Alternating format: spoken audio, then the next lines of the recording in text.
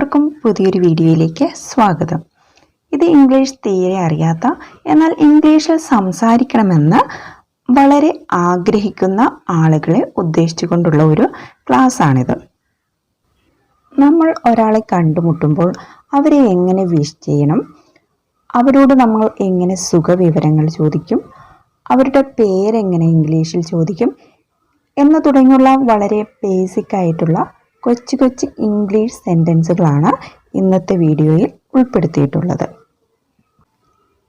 അപ്പോൾ ഇത് നിങ്ങൾ കേട്ട് മനഃപ്പാഠമാക്കിയതിന് ശേഷം നിങ്ങളുടെ ഫ്രണ്ട്സിനോടൊക്കെ സംസാരിക്കുമ്പോൾ ഈ ഇംഗ്ലീഷ് വാക്കുകൾ കൂടി ചേർത്ത് സംസാരിച്ച് ശീലിക്കുക. ഇങ്ങനെ പരിചയിക്കുകയാണെങ്കിൽ വളരെ വേഗത്തിൽ നിഷ്പ്രയാസം സംസാരിക്കുക, അതായത് ഇംഗ്ലീഷിൽ സംസാരിക്കുക എന്ന കഴിവ് നിങ്ങൾക്ക് നേടാൻ സാധിക്കും. പെട്ടെന്നൊരു ദിവസം ഇംഗ്ലീഷിൽ സംസാരിച്ചു തുടങ്ങിയാൽ ഫ്രണ്ട്സൊക്കെ പരിഹസിക്കുകയില്ലേ എന്ന് നിങ്ങൾ ചോദിച്ചേക്കാം. ഒരു ഉയർന്ന ലക്ഷ്യം മനസ്സിൽ വെച്ചുകൊണ്ട് പ്രവർത്തിക്കുമ്പോൾ അവർ പരിഹസിക്കുമോ, മറ്റുള്ളവർ തെറ്റിദ്ധരിക്കുമോ എന്നിങ്ങനെയുള്ള സംശയങ്ങൾക്ക് ഇട കൊടുക്കുകയേ ചെയ്യരുത്. അതിനാൽ ഇനി ഞാൻ ഇംഗ്ലീഷിലെ സംസാരിക്കുകയുള്ളൂ എന്ന ദൃഢനിശ്ചയത്തോടെ സംസാരിച്ചു തുടങ്ങുക. അപ്പോൾ നിങ്ങൾ സംസാരിച്ച് തുടങ്ങുന്നതിനാവശ്യമായിട്ടുള്ള കുറച്ച് വാക്യങ്ങൾ ഞാൻ വളരെ സിമ്പിളായി തയ്യാറാക്കി വെച്ചിട്ടുണ്ട്. അപ്പോൾ ഇനി സംശയം കൂടാതെ ഇത് പലതവണ ആവർത്തിച്ച് കേട്ട് പഠിച്ചതിന് ശേഷം നമുക്ക് ധൈര്യമായി സംസാരിച്ചു തുടങ്ങാം. നിങ്ങൾ നിങ്ങളുടെ ഫ്രണ്ടിനെ രാവിലെ ആദ്യമായി കാണുമ്പോൾ എന്താണ് പറയേണ്ടത്? Good morning, good morning, good morning എന്ന് പറയണം. ഇതിൻ്റെ അർത്ഥം ഞാൻ നിങ്ങൾക്ക് സുപ്രഭാതം നേരുന്നു എന്നാണ്. ഇനി ഉച്ചയ്ക്ക് 12 മണിക്ക് ശേഷം 5 മണി വരെയുള്ള സമയത്താണ് ഗുഡ് ആഫ്റ്റർനൂൺ എന്ന് പറയണം. Good afternoon, good afternoon, good afternoon, good afternoon. ഇനി വൈകുന്നേരം 5 മണിക്ക് ശേഷം രാത്രി വരെയുള്ള സമയത്താണ് നിങ്ങൾ കാണുന്നതെങ്കിലോ ഗുഡ് ഈവനിങ് എന്ന് പറയണം. Good evening, good evening, good evening, good evening. ഇനി രാത്രി 8 മണിക്ക് ഒരാളെ കണ്ടുമുട്ടുന്നു എന്ന് കരുതുക. ആദ്യം ഗുഡ് ഈവനിങ് എന്ന് പറഞ്ഞുകൊണ്ട് സംസാരിച്ചു തുടങ്ങുക. അതിനുശേഷം സംസാരിച്ച് കഴിഞ്ഞ് പിരിയുമ്പോൾ ഗുഡ് നൈറ്റ് എന്ന് പറഞ്ഞ് വേർപിരിയാം. അപ്പോൾ ശ്രദ്ധിക്കുക, രാത്രി ഒരാളെ കാണുമ്പോൾ ആദ്യം ഗുഡ് നൈറ്റ് എന്ന് പറഞ്ഞുകൊണ്ട് നമ്മൾ സംസാരിക്കരുത്. ആദ്യം ഗുഡ് ഈവനിങ് എന്ന് പറയണം. അതിനുശേഷം യാത്ര പറഞ്ഞു പിരിയുമ്പോൾ മാത്രം ഗുഡ് നൈറ്റ് പറയുക. ഇനി നമ്മൾ ആരോടെങ്കിലും സംസാരിച്ചതിന് ശേഷം പിരിഞ്ഞു പോകുമ്പോൾ ഗുഡ് ബൈ എന്ന് പറയാറുണ്ട്. മലയാളത്തിൽ അതിൻ്റെ അർത്ഥം ഞാൻ വരട്ടെ, പിന്നെ കാണാം എന്നൊക്കെയാണ്. അതിൻ്റെ ശരിയായ അർത്ഥം ഗോഡ് ബി വിത്ത് യു എന്നാണ്. അതായത് ദൈവം നിനക്ക് തുണയാകട്ടെ എന്നൊക്കെയാണ്. അപ്പോൾ എന്താണ് പറയേണ്ടത്? Good bye. ഇനി നമ്മൾ വേറെ രീതിയിലും പറയാറുണ്ട്, സീ യു, വീണ്ടും കാണാം എന്നാണ് ഇതിൻ്റെ അർത്ഥം. ആരുടെയെങ്കിലും സഹായം കിട്ടുകയോ എന്തെങ്കിലും സാധനം സ്വീകരിക്കുകയോ ചെയ്യുകയാണെങ്കിൽ നമുക്ക് താങ്ക് യു എന്ന് പറയാം. അല്ലെങ്കിൽ താങ്ക് യു വെരി മച്ച് എന്ന് വേണമെങ്കിലും നമുക്ക് പറയാം. താങ്ക് യു എന്ന് പറഞ്ഞാൽ നന്ദി, താങ്ക് യു വെരി മച്ച് എന്ന് പറഞ്ഞാൽ വളരെയധികം നന്ദിയുണ്ട് എന്നൊക്കെയാണ്.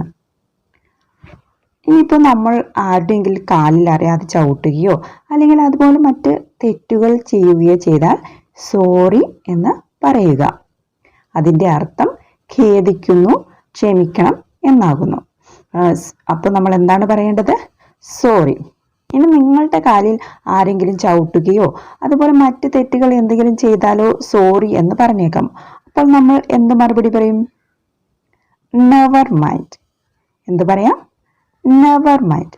അതായത് സാരമില്ല എന്നാണ് നെവർ മൈൻഡ് എന്നുകൊണ്ട് ഉദ്ദേശിക്കുന്നത്.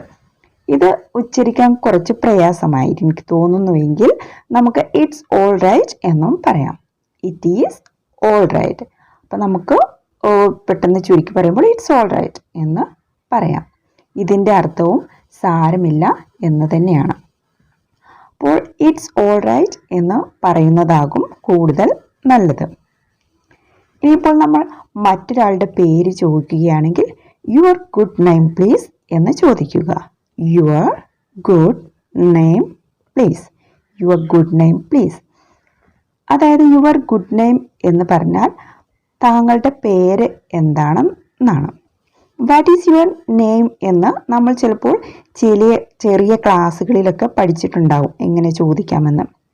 പക്ഷേ ഒരു വലിയ ആളുകൾ, നമ്മളെക്കാൾ മുതിർന്നവരോട് വാട്ട് ഈസ് യുവർ നെയിം എന്ന് ചോദിക്കുന്നത് മര്യാദയല്ല. അപ്പോൾ നമുക്ക് യുവർ ഗുഡ് നെയിം പ്ലീസ് എന്ന് ചോദിക്കാം.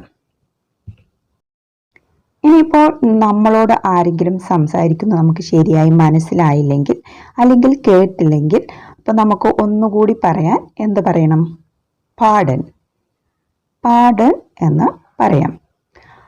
താങ്കൾ പറഞ്ഞത് ഞാൻ ശരിക്ക് കേട്ടില്ല എന്നാണ് ഇതിൻ്റെ അർത്ഥം. ഒന്നുകൂടി പറയണം എന്ന് വിനയത്തോടെ പറയേണ്ടത് ഇങ്ങനെയാണ്. ഈ വാക്ക് നമ്മൾ എഴുതുമ്പോൾ പാർഡൺ എന്ന് എഴുതുന്നുവെങ്കിലും ഇവിടെ ആർ എന്നതിൻ്റെ ശബ്ദം സൈലൻ്റ് ആണ്. അപ്പോൾ നമ്മൾ പാർഡൺ എന്ന് പറഞ്ഞാൽ മതിയാകും. ഇനി ശരി എന്നതിന് ഇംഗ്ലീഷിൽ ഓക്കെ എന്ന് പറയാം. പക്ഷേ നമ്മുടെ ഫ്രണ്ട്സിനോട് മാത്രമേ ഇങ്ങനെ പറയാൻ പാടുള്ളൂ. ഇനി നിങ്ങളുടെ ഏതെങ്കിലും ഒരു ഫ്രണ്ട് പരീക്ഷ എഴുതാൻ പോകുന്നു അല്ലെങ്കിൽ ജോലിക്ക് അപേക്ഷിച്ചിരിക്കുന്നു, ഇപ്പോൾ അവന് ഇൻ്റർവ്യൂവിന് പോവുകയാണ്. അപ്പോൾ നമുക്ക് അവനോട് എന്ത് പറയാം? Best of luck. Best of luck. Best of luck എന്ന് പറയാം. അതായത് ശുഭാശംസകൾ എന്നാണ് ഇതിൻ്റെ അർത്ഥം. ഇനി നിങ്ങൾ നിങ്ങളുടെ ഫ്രണ്ടിനെ കണ്ടുമുട്ടുമ്പോൾ എന്താ നിങ്ങൾക്ക് സുഖം തന്നെയല്ലേ എന്ന് നമ്മൾ മലയാളത്തിൽ ചോദിക്കാറുണ്ടല്ലോ. ഇത് എങ്ങനെ ഇംഗ്ലീഷ് ചോദിക്കും? Hello, how are you. How are you. How are you. How are you എന്ന് ചോദിക്കാം. എന്താ സുഖം തന്നെയല്ലേ എന്നാണ് ഇതിൻ്റെ മീനിങ്. ഇനി നിങ്ങളുടെ സ്നേഹിതൻ നിങ്ങളോട് ഹൗ ആർ യു എന്ന് ചോദിച്ചാൽ എന്ത് മറുപടി പറയും? ഫൈൻ. ഫൈൻ എന്ന് പറയാം. അതിൻ്റെ അർത്ഥം സുഖം തന്നെ എന്നാകുന്നു. അപ്പോൾ ഇതുവരെ പറഞ്ഞ കാര്യങ്ങൾ ഒന്നുകൂടി പറയാം. Hello, how are you. സുഖം തന്നെയോ? അതിന് മറുപടി ഫൈൻ. സുഖം തന്നെ. ഇനി രാവിലെ ആണെങ്കിൽ ഗുഡ് മോർണിംഗ്. ഉച്ചയ്ക്ക് ശേഷം ഗുഡ് ആഫ്റ്റർനൂൺ. വൈകുന്നേരങ്ങളിൽ ഗുഡ് ഈവനിങ്. പിന്നെ രാത്രിയിൽ ഗുഡ് നൈറ്റ്. ഇപ്പോൾ നമുക്ക് വിട ചോദിക്കുന്നതിന് ഗുഡ് ബൈ. പിന്നെ കാണാം, see you. Thank you very much. വളരെ നന്ദി. സോറി, ഖേദിക്കുന്നു. നെവർ മൈൻഡ്, സാരമില്ല. ഇറ്റ്സ് ഓൾ റൈറ്റ്, സാരമില്ല. Your good name please. താങ്കളുടെ പേരെന്താണ്? പാടൻ. ക്ഷമിക്കണം, താങ്കൾ പറഞ്ഞത് ശരിക്ക് കേട്ടില്ല. ഓക്കെ, ശരി. Best of luck. ശുഭാശംസകൾ. അപ്പോൾ ഇതുപോലുള്ള കുറച്ച് സിമ്പിൾ സെൻറ്റൻസുമായി നമുക്ക് അടുത്ത വീഡിയോയിൽ കാണാം. അപ്പോൾ നിങ്ങൾക്ക് ഈ വീഡിയോ ഇഷ്ടമായെങ്കിൽ ലൈക്ക് ചെയ്യുക. ഇതുപോലുള്ള ഉപകാരപ്രദമായ വീഡിയോകൾ ലഭിക്കുന്നതിന് വേണ്ടി ഈ ചാനൽ സബ്സ്ക്രൈബ് ചെയ്ത് തൊട്ടടുത്തുള്ള ബെല്ലൈക്കൺ എനേബിൾ ചെയ്യുക.